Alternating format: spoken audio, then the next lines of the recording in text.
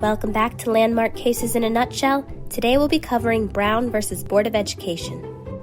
This is the case that declared segregated public schools to be unconstitutional. After slavery was abolished in the U.S., many states found ways to still discriminate against African Americans. This was particularly prominent in the South, but occurred outside the South as well. One of these methods of discrimination was segregation, the separation of Black and white Americans in almost every space one might attend. This included everything from public parks to schools to public transportation to jails. There were even separate bathrooms and drinking fountains for white people and people of color. Before Brown, the Supreme Court had already heard a case involving segregation back in 1896. In Plessy v. Ferguson, the court ruled that segregation was not a violation of the 14th Amendment's Equal Protection Clause, so long as everything was separate but equal. In reality, things were not truly equal, and the policies only existed to perpetrate racism. But regardless, the case declared segregation to be constitutionally permissible. Flash forward 58 years to the 1950s, and segregation was still widely enforced. In Topeka, Kansas, schools were segregated, meaning there were separate schools for Black and white students. Every day, 8-year-old Linda Brown had to walk 6 blocks just to get to the bus stop to get to her all-Black elementary school.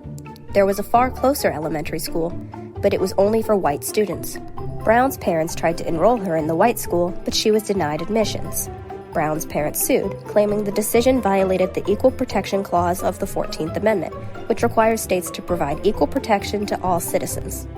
After being denied relief in the lower courts, the case made its way to the Supreme Court and was eventually consolidated with 4 other cases involving school segregation from South Carolina, Virginia, Delaware, and Washington, D.C.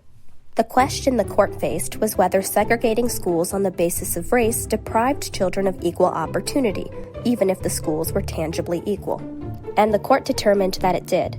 Chief Justice Earl Warren declared that separate but equal educational facilities for racial minorities was inherently unequal and a violation of the Equal Protection Clause. The unanimous court found that the language of the 14th Amendment suggests that it's intended to prohibit all forms of discriminatory legislation. Because public education is one of the most important acts of public service performed by state and local governments, it is of the utmost significance that it is offered to all students on equal terms. However, education was not being equally provided to students of color in areas with segregated public schools. This was because segregation had horrible effects on the students' well-being.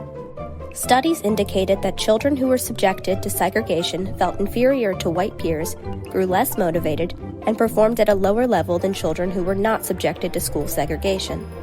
Therefore, racial segregation was depriving Black students of equal protection under the law, and the court ordered the desegregation of all public schools. In his opinion, Justice Warren refrained from using too much legal jargon so that non-lawyers would be able to understand the logic of the ruling in this landmark case.